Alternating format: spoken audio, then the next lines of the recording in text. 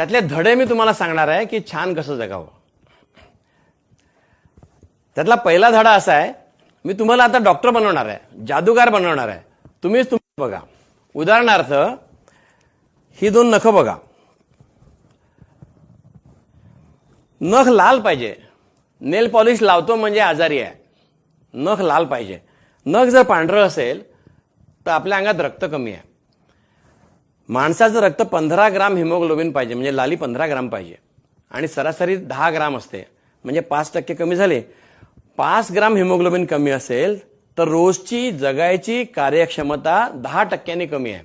म्हणजे आम्ही हसून थकतो, आम्ही नाचून थकतो, आनंदाने थकतो. कामाचा तर विचारूच नका. शिक्षण क्षमता कमी, कार्यक्षमता कमी, मुलं लहान होतात, गर्भपात होतात. हे सगळं पाप पांढऱ्या नखांनी, पांढऱ्या हातांनी, पांढऱ्या पायांनी होतं. हे कसं बदलावं? तर लोह कमी असल्यामुळे आपण पांढरे होतो. ही लोखंडाची कढई आहे, ही 100 रुपयाला मिळते. आपण असा नवस करूया की 2017 मध्ये प्रत्येक मराठी घरी, प्रत्येक भारतीय घरी लोखंडाची कढई असेल. भाजी काळी झाली म्हणजे चांगली झाली, याचं लोखंड भाजीमध्ये येते. लोखंड शरीरात शिरायला जर आंबट वस्तू खाल्ली तर जलद होते, म्हणून लिंबू पिळा, चिंच वापरा, थोडा आंबट खा सोबत.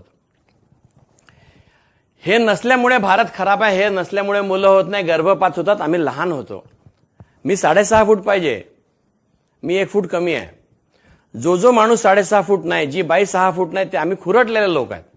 लहान उंची, लहान वजन, लहान मेंदू. आणि हे कसं बदलायचं हे मी तुम्हाला आत्ता सांगणार आहे. आणि तुम्ही आज याच्या आधी झोपायचं नाही. आपल्या सगळ्या सगळ्यांना फोन करून, SMS करून, व्हॉट्सअप करून अख्खा महाराष्ट्र आज चांगला करून टाका. एवढं पुण्य करा, देव तुम्हाला स्वर्गात जागा देईल. हे काय आहे? हा लोखंडाचा तुकडा आहे. तुमच्याकडे खिळा असेल, लोखंडाचा तुकडा असेल कुठला पण, आणि लोखंडाची कढई नाही आहे किंवा 100 रुपये नाही आहे, तर भाजी करताना घरचा लोखंडाचा जंगलेला तुकडा, खिळा भाजीत टाका. त्यातलं लोह भाजीमध्ये येते आणि तुमचं काम होते. हे ज्ञान नसल्यामुळे 130 कोटी भारतीय खराब आहेत. 10 कोटी मराठी माणसं खराब आहेत. 10 पैकी 9 कोटी लोक आम्ही पांढरे आहेत. पांडवांचे वडील पांढरे होते, पांढरे होते म्हणजे रक्त कमी होतं, त्यामुळे ते लवकर मेले. नाहीतर महाभारतच झालं नसतं, पांडव डायरेक्ट राजा झाले असते. आपल्याकडे आयुष्य कमी आहे लोह अभावी. सो कोकणामध्ये लोह, माती लाल आहे, पण आमच्या अंगात रक्त कमी आहे. तर लोखंडाची कढई वापरा.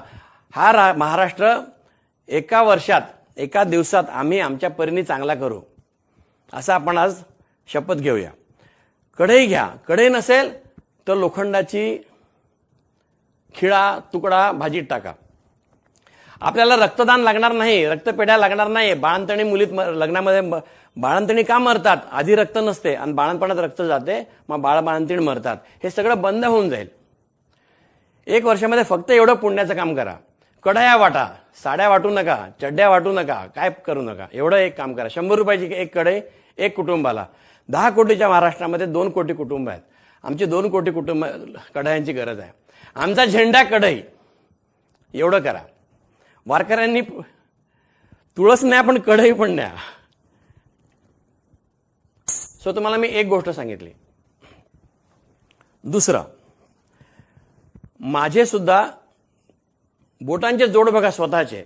मी तुम्हाला डॉक्टर करीत आहे, समाजाचा डॉक्टर. बोटांचे जोड माझे काळे होते, हे माझ्या दोस्ताचे काळे आहेत, सगळ्यांचे काळे आहेत. माणशी 400 ग्राम कच्ची भाजी रोज खाल्ली पाहिजे. कच्ची भाजी म्हणजे गवत खाल्लं तरी चालेल. पालक, मेथी, आपल्या गावात जी स्वस्त भाजी आहे ती 400 ग्राम खाल्ली पाहिजे. ती कमी पडली तर हे बोट काळे होतात. मराठी माणूस 200-250 ग्राम खातो असा अभ्यास आहे. म्हणजे आम्ही पालेभाजी सुद्धा स्वस्त खातो, कमी खातो. याचं कारण असं आहे की आम्ही शिकलेलो नाही. मग मी आज सांगत आहे, आमच्याकडे अंधार होता, आपण आपला दिवा लावा. गौतम बुद्धांचं शेवटचं वाक्य होतं की तुम्ही दिवा व्हा, म्हणजे तुम्हाला जे चांगलं येते ते तुम्ही शिकवा. सो गौतम बुद्धाचं ऐकूया आणि एक दिवा होऊया. आणि जेवढे लोक शेजारी पाजारी, माहेरी सासरी, आपले जेवढे जवळ, आपल्याला भांडायला माणूस उरला पाहिजे की नाही, त्याला पण सांगा की बाबा रे 400 ग्राम भाजी खाल्ली पाहिजे. मग जेवताना जात नसेल तर गाजर खिशात ठेवून द्या, डब्यामध्ये न्या, घरी टेबलावरती किंवा कोपऱ्यामध्ये गाजर, काकडी, टमाटे असं जे काय कच्चं खाण्यासारखं तुमच्या घरी असेल ते समोर ठेवून द्या. मुलांनी जाता येता ते खाल्लं पाहिजे. असं तुम्ही करा. 2 गोष्टी सांगितल्या. तिसरं, हे काळं का होते तर फोलिक ऍसिड म्हणजे पानामध्ये जे तत्व आहे ना वाढीला लागतं त्याला फोलिक ऍसिड म्हणतात. आणि दुसरा आहे B12 ब जीवनसत्वाचा 12वा नंबरचं जीवनसत्व. या दोघांच्या अभावाने बोटं काळी होतात आणि मुलं व्यंगाचे जन्माला येतात किंवा मुलंच होत नाहीत आणि आपलं रक्त पांढरं होते. रक्त बनायला 1 ग्राम रक्ताची लाली हिमोग्लोबिनमुळे असते. 1 ग्राम हिमोग्लोबिन बनायला आपल्याला 1 कण लोह लागतं जे लोखंडाच्या कढईतनं येईल. 1 कण फोलिक ऍसिड म्हणजे पानतत्व ते भाज्या खाऊन येईल. आणि B12 लागतं. B12 सगळ्या भारतीयांना कमी आहे कारण आपण शाकाहारी आहे. हप्त्याला एकदा मांसाहार करणारा माणूस हा शाकाहारी धरला पाहिजे. पण दुधामध्ये B12 आहे आणि दुधाचं दही करताना ते वाढते आणि जगातलं सगळ्यात जास्त दूध आमच्याकडे होते आणि आमचे 130 कोटी लोक B12 जीवनसत्व म्हणजे B12च्या अभावाने खराब आहेत, मी सुद्धा.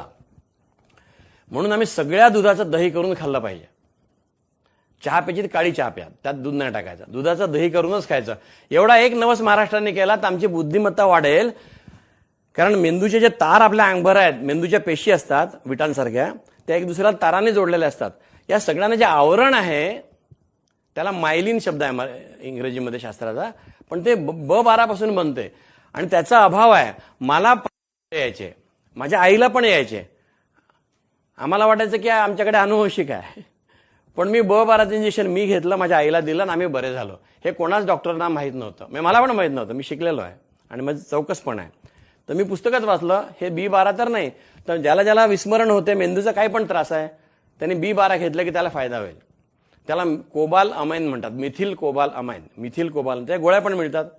तुम्हाला काही पण मेंदूचा त्रास असेल तर मिथिल कोबाल अमाइनची गोळी औषधाच्या दुकानात जाऊन मागा, रोज एक गोळी घ्या. महिन्याभरात तुम्हाला फायदा झाला तर देव पावला, तोटा तर काहीच नाही. मी तुमचा डॉक्टर नाही, तुम्हाला औषध लागून अशी सोय करत आहे. सो महाराष्ट्राने एवढं करावं. नख लाल लोखंडाच्या कढया वापराव्या, बोटं काळी आहेत त्यांनी भाज्या जास्त खाव्या आणि सगळ्या दुधाचं दही करून खावं. एका शीतावरून भाताची परीक्षा होते. आपल्या 75% लोकांना हा दोष आहे, म्हणजे सगळ्यांनाच दोष आहे. 4 पैकी 3ला नक्की आहे, म्हणजे त्यात आपण आलोच. नसेल तरी खा, कारण हेच बरोबर आहे.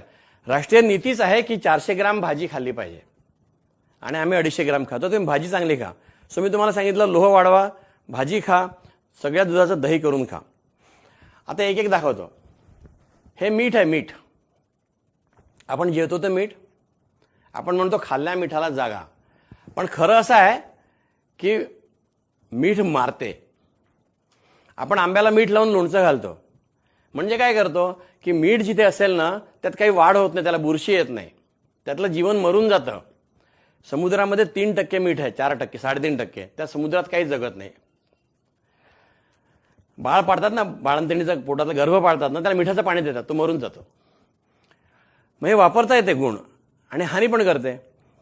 राष्ट्रीय नीती अशी आहे की 5 ग्रामच्या पेक्षा मीठ खाऊ नका, म्हणजे घरचा 1 चमचा. आणि अभ्यास असा आहे की 3 ग्रामच्या पेक्षा जो कमी मीठ खातो त्याला उच्च रक्तदाब होत नाही सहसा. तिसरी माहिती सांगतो, सर्वाधिक मरण आज भारतात उच्च रक्तदाबाने आहे. चौथी माहिती सांगतो, सरासरी भारतीय माणूस 10-20 ग्राम मीठ खातो, म्हणजे आपल्या पायावर कुऱ्हाड मारली तर जगतो, पण मीठ खाल्ला की मरतो. सो आम्ही सगळे आत्महत्या करतो. देवाने आपल्याला 100 वर्ष आयुष्य दिलंय.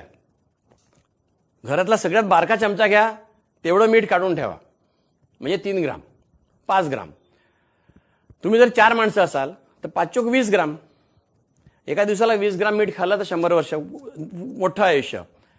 एका दिवशी 20 ग्राम, असे 30 दिवस, 30 दुने 60, म्हणजे 600 ग्राम, म्हणजे अर्धा किलो धरा ना. ज्या परिवाराला 4 माणसाच्या परिवाराला, 4-5 माणसाच्या परिवाराला, 3 ते 5 माणसाच्या परिवाराला महिन्याला अर्धा किलो मीठ लागतं, त्याला दीर्घायुष्य आहे. त्याच्या दवाखान्याची पायरी चढावी लागणार नाही, कमी लागेल. रक्तदाब मोजल्याशिवाय कळत नाही. 3 गोष्टी सांगतो. रक्तदाब मोजल्याशिवाय कळत नाही.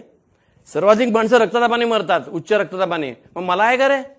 अरे पण पाहिलंच नाही तर. आम्ही सगळे आंधळे लोक आहेत. सो हुशार व्हा.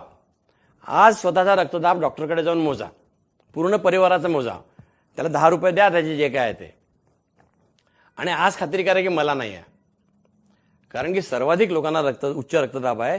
नंबर 1चं मृत्यूचं कारण आहे. आणि आम्ही असं वागतो की आम्ही अमरपट्टा घेऊन आलोय, मला काही नाही बाबा, सगळं दुसऱ्यालाच होते. सो हे जरूर करा. हे झालं मिठाचं. आता मी तुम्हाला दाखवणार आहे तूप, तेल तूप. राष्ट्रीय तज्ज्ञ सांगतात की आम्हाला दिवसाला 30 ग्राम तेल तूप पाहिजे. ही वाटी 30 ग्रामची आहे. 25 ग्राम 30 ग्राम खा. 25 ग्राम खरं 25 ग्राम आकडा आहे. मग धरा आता एका माणसाला 25 ग्राम, 4 माणसाला 100 ग्राम एका दिवसाला. 10 दिवसाला 1 किलो, महिन्याला 3 किलो. सो 3 ते 5 माणसांच्या कुटुंबाला महिन्याला 1 किलोपेक्षा तेल तूप लागलं नाही पाहिजे. पण खरं असं आहे की शेंगदाणे खातो तेव्हा तेल मिळते, खोबरं खातो तेव्हा तेल मिळते, तीळ खातो तेव्हा तेल मिळते, फोडणीमध्ये मोहरी टाकतो त्यातून पण तेल मिळते. जे चांगले जे लोक बारके सुखवस्तू घरामध्ये 30 ग्राम तेल तूप न वापरता मिळते. तुम्ही जर तेल तूप वापरलं तर तुम्ही 30 ग्राम जर असं घेतलं तर तुम्ही ऍक्च्युली 60 ग्राम खातात. आणि जादा तुपाने पोट सुटे अल्पायुषी. पोट दिसलं की तुम्ही समजा की शेवटचे 20 वर्ष सुरू झाले असाल.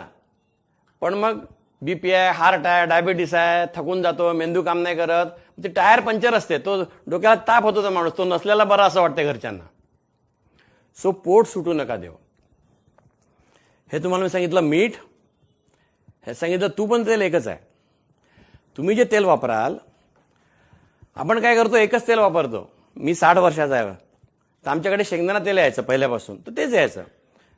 खाली खोबऱ्याचं तेल येते, खाली म्हणजे दक्षिणेत. उत्तरेमध्ये मोहरीचं तेल येते. पण आपल्याकडे खूप तेल आहेत आणि तेलांचे अलग अलग प्रकार असतात. सो हुशारी याच्यात आहे की तुम्ही 1 किलो शेंगदाण्याचं तेल वापरा आणि 1 किलो सोयाबीनचं तेल वापरा. म्हणजे त्यांचे जे अलग अलग घटक आहेत ते तुम्हाला नीट मिळतील. हे तुम्ही पक्क लिहून घ्या. 1 किलो शेंगदाणा तेल आणा, 1 किलो सोयाबीन तेल आणा, त्याला मिश्र करा आणि हे तेल तुम्ही वापरा. सो मी तुम्हाला सांगितलं मिठाबद्दल सांगितलं, तेलाबद्दल सांगितलं, तुपाबद्दल सांगितलं, भाजीबद्दल सांगितलं. आज भारतातले 10 पैकी 2 लोक चांगले आहेत किंवा 1 लोक चांगला आहे.